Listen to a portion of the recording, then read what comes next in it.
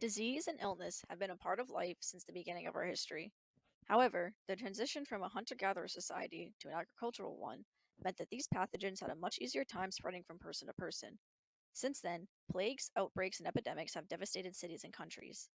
In the worst case scenario, an epidemic can spread past its local boundaries and become a pandemic, a word which I'm sure you've heard of plenty of times lately. And you're going to hear it a bunch more times in this video, because pandemics are important. As catastrophic as they are, their occurrence would lead to long-lasting effects on human civilization, impacting political, economic, and social developments throughout history. As our world continues to become more interconnected, the threat of pandemics will rise. It is crucial, then, that we understand how societies and governments reacted to the outbreak, and what will need to happen to ensure we don't make the same mistakes. Or, at the very least, predictable mistakes will occur. As an introduction, we'll be heading back to the year 430 BCE. The first recorded pandemic was a plague that struck Athens during the Peloponnesian War. After all, war makes for an easy way to spread disease. Close contact in barracks and on the battlefield, not to mention the mess of bodily fluids that one will encounter.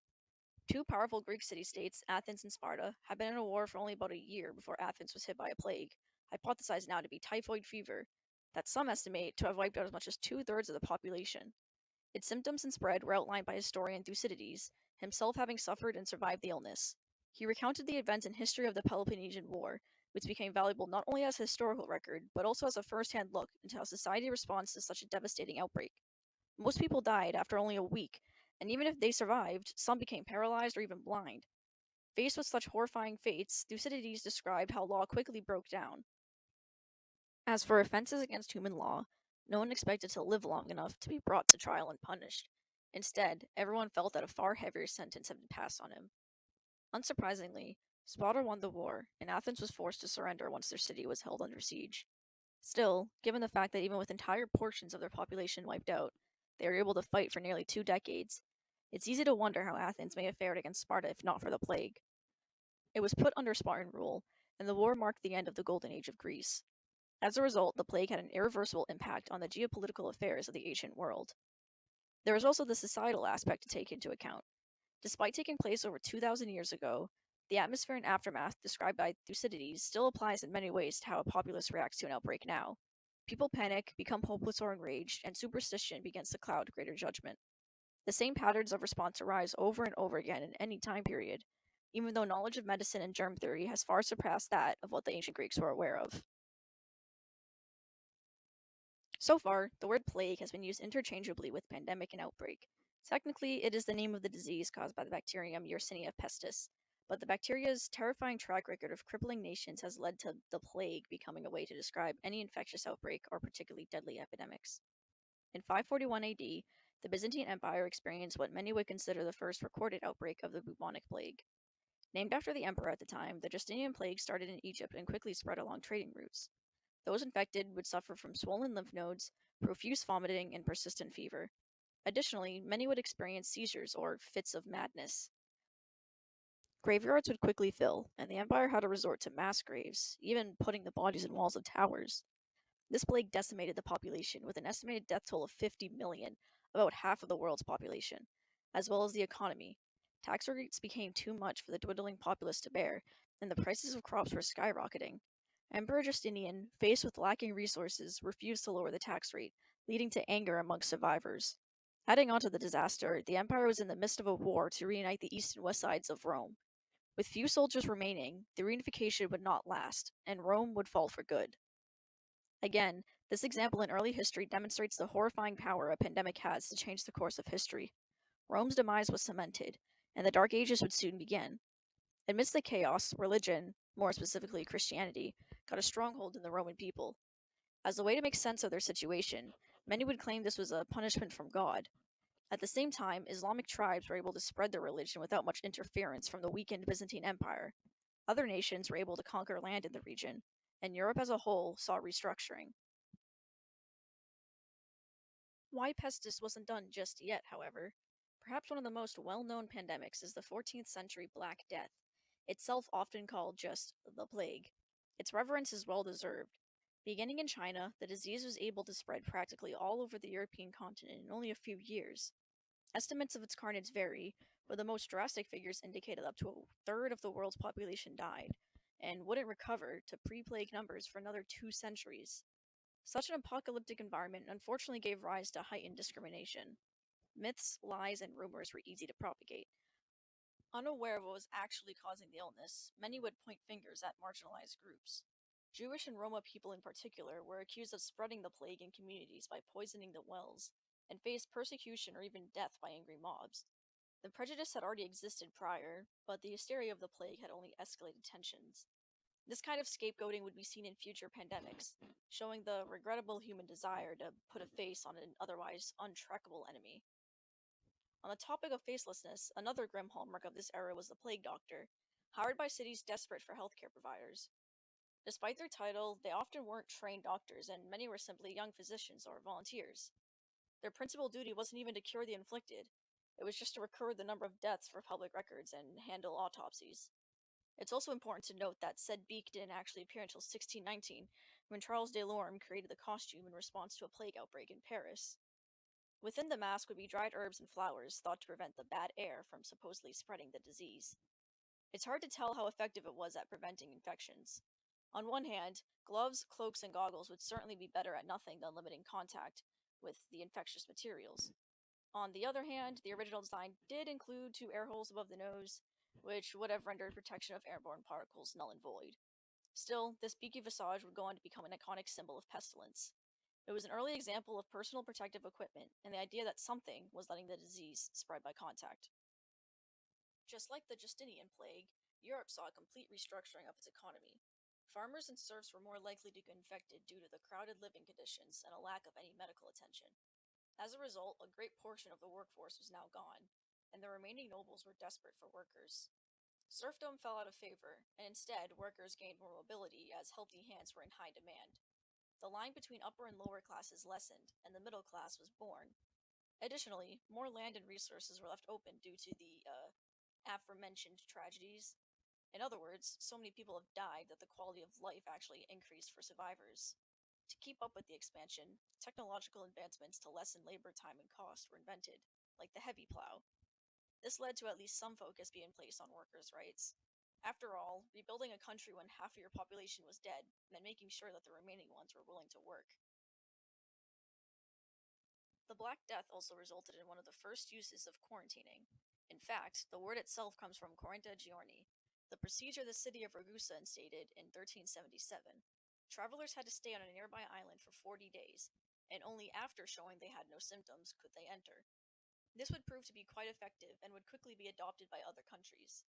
To this day, quarantine is still used as a method of stopping the spread of a disease and preventing further outbreaks. Still, the majority of methods at the time caused more harm than good to patients. As mentioned earlier, the prevailing belief at the time was that plague was caused by miasma, or bad air. This was most likely due to the sick smell that permeated the air due to less than pleasant symptoms of a disease. The poor hygiene and living conditions that gave off a smell helped accelerate the spread of bacteria, though this connection wouldn't be made until another 500 years. At the very least, it encouraged remodeling of sewage systems and cleaning up hospitals.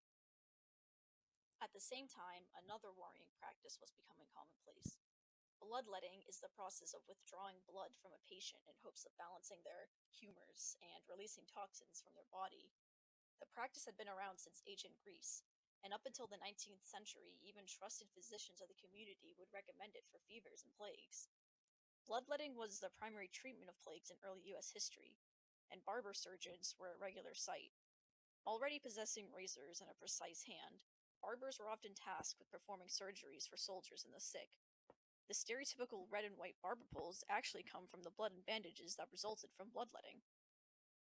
In 1793, the US experienced the first of multiple yellow fever outbreaks. Named due to the yellowing of eyes and skin, also known as jaundice, this viral infection passed on by mosquitoes could lead to fatal heart and kidney conditions. Philadelphia was hit first, where it was believed that ships carrying French refugees from Haiti contained infected individuals on board. Given that Philadelphia was the seat of the government at the time, many politicians fled and government response was varied. The entire city became closed off, and those who wanted to leave were faced with roadblocks and quarantine. Those inside were subjected to not only cramped and understaffed hospitals, but bloodletting and purging, where the patient is forced to quote unquote vomit out the impurities. The usual methods of cleaning up the water and airing out homes did not work, as mosquitoes were able to breed in any of these environments. It wasn't until the cold front that killed off the bugs did the city begin to recover. Even then, yellow fever continued to appear in multiple outbreaks over the next century, as doctors finally began to realize that their age old practices weren't actually helping at all. In 1796, 3 years after the yellow fever outbreak, the first major step towards effectively combating disease was taken. Smallpox, caused by the variola virus, had already caused multiple epidemics throughout the world. Edward Jenner of England began to notice that milkmaids exposed to cowpox, a less harmful variant, were resistant to smallpox. In an experiment that would never be approved by an ethics board now, he inoculated a 9-year-old boy with cowpox and later exposed him to smallpox. Again, the boy did not develop the disease. This went on to become the first vaccine created and the basis of vaccination in general. By exposing someone to a weakened form of the virus, they were able to fend off the real deal. Of course, these details weren't completely known at the time, but this was a major breakthrough, and further vaccinations would help to finally put miasma theory to rest. After a global vaccination effort, to this day, smallpox is the only disease that is able to be declared completely eradicated, with the last known case being in 1977 in Somalia. The following decades would see the rise of germ theory. Diseases weren't punishments of God or spread by bad air, but instead caused by microorganisms that damaged and infected cells. The field of microbiology exploded, and scientists such as Louis Pasteur and Robert Koch were able to quickly connect the plagues of the past to different bacterial species. Medicine advanced swiftly as doctors finally knew what the real target was, and no more dirty hands and scalpels used in surgery. Ironically, then, some of the deadliest pandemics were the primary push behind the development of research and medicinal techniques. This modern medicine would quickly be put to the test at the beginning of the 20th century. During the First World War in 1918, an avian flu virus began in Europe and spread around the world. Coming at the dawn of New Age transportation, this virus would also be considered the first true global pandemic, hitting almost everywhere and killing an estimated 50 million people worldwide. It gained the name the Spanish flu, not because it actually started in Spain, but because Spain was one of the first neutral countries during the war, meaning that their news coverage of the outbreak was uncensored. Unfortunately, like seen during the Black Death, this name was often taken literally, and people began to believe that those from Spain were carriers or origin of the virus.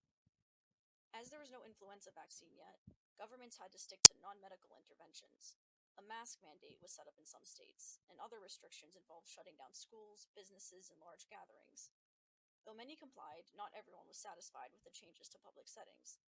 In San Francisco, an anti mask league was set up to protest what they called an attack on personal rights. Sound familiar?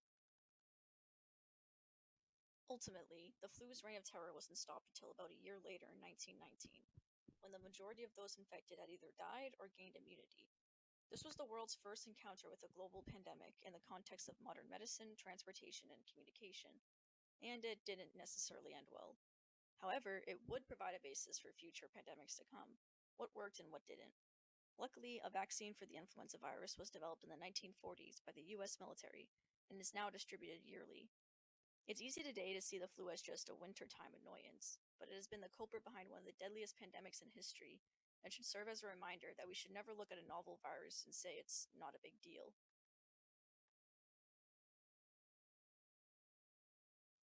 The early 21st century would see multiple smaller scale pandemics, at least comparatively.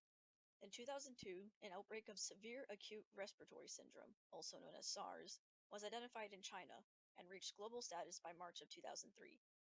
However, the death toll was much smaller than previous pandemics as a result of swift and intense response by government authorities and agencies such as the World Health Organization, which declared the outbreak contained by July. It has been referred to as a wake up call and a reminder that containment and quarantine are effective when done right, and that governments have to be transparent and prepared. A similar course of events would happen just 7 years later in 2009 with the swine flu, which saw the return of the H1N1 virus of the Spanish flu. Luckily, this sequel was not nearly as disastrous and would be considered contained in less than a year. However, its connection to the Spanish flu, and its similar propensity of infecting young and otherwise healthy individuals, led to a targeted reaction by health agencies. Even though the mortality rates were lower than previous incidents, taking the necessary precautions meant that hospitals wouldn't be overrun with cases, and social economical structures could bear the brunt. Still, it was clear that fast moving viruses were of large concern, and even advanced medicine and healthcare systems can fall apart fast if preparation is not sufficient. As promising as these responses were, the 21st century saw the introduction of a new factor: social media. Now, news of an outbreak can spread rapidly. While that does lead to a lot of good, it also has the potential to do, well, a lot of bad. The term fake news has recently become common nomenclature, describing inaccurate and misleading posts that have the tendency to spread rapidly, much like a virus itself. For example, the Ebola epidemic of 2014 never reached global proportions, and public health efforts in countries outside of West Africa have largely been successful. However, when a Liberian traveler was diagnosed with and died of the disease in a Texas hospital and infected two nurses caring for him, fears of an outbreak in the US began. At one point, a fake tweet appeared, claiming that Ebola had infected Doritos bags. Misinformation about how contagious the disease was, its origins, and treatments was also appearing. In the current age of rapid, unfiltered information, health officials have realized that containing hysteria can almost be as difficult as containing the disease. All of this, finally, brings us to December of 2019. An unknown respiratory illness was identified in multiple patients in Wuhan, China.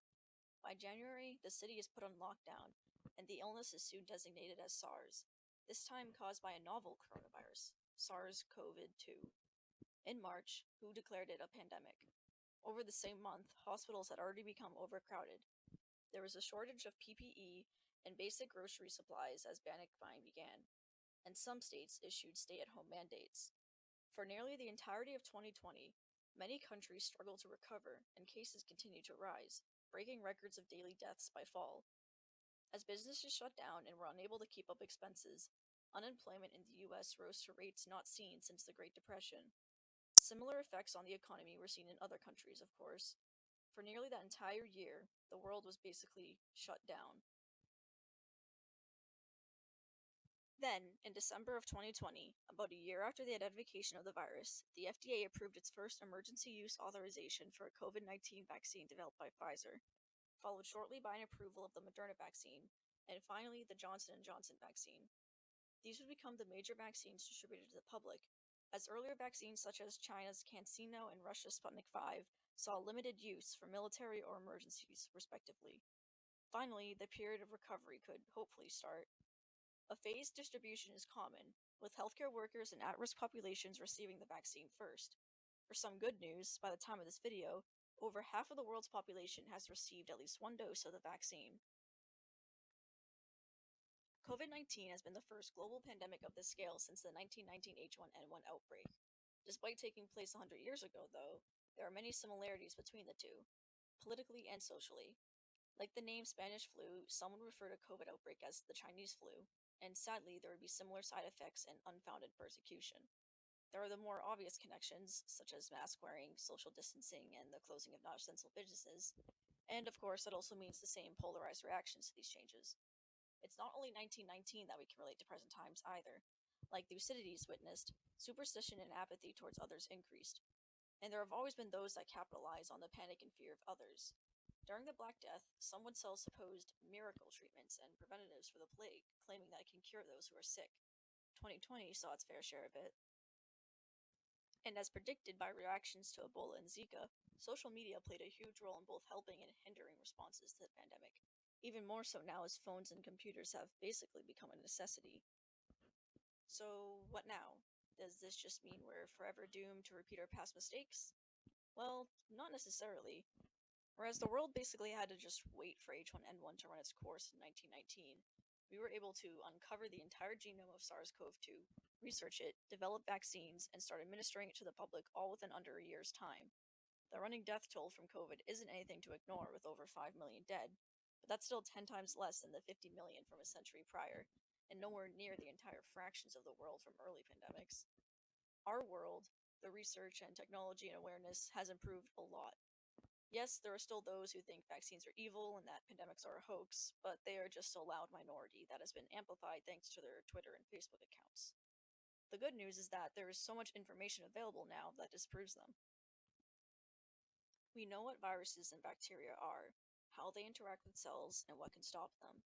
As a result of past pandemics, the world has created agencies such as WHO, And countries have their own public health agencies, such as the CDC, that can monitor and advise governments on what steps to take.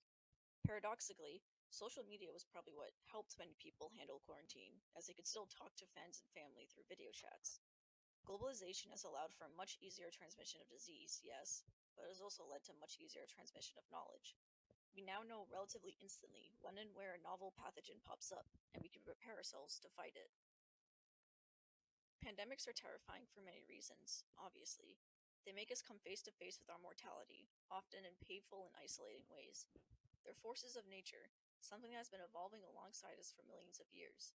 They can decimate entire cities or countries and effectively bring the world to a standstill. The idea that something microscopic can cause this much damage is scary. And during tragedy, people become desperate to search for something to blame, for any reason why it is happening. Divine punishment, bad smells, a misalignment of planets, a specific country or demographic, a certain species of animal, the government. All of this just worsens an already bad situation. Progress is hard to make in a world focused on fighting over who to target. As such, having research and information easily accessible is crucial, as well as transparency with the public. Doing your own research is just as important, but be careful of where you get the research.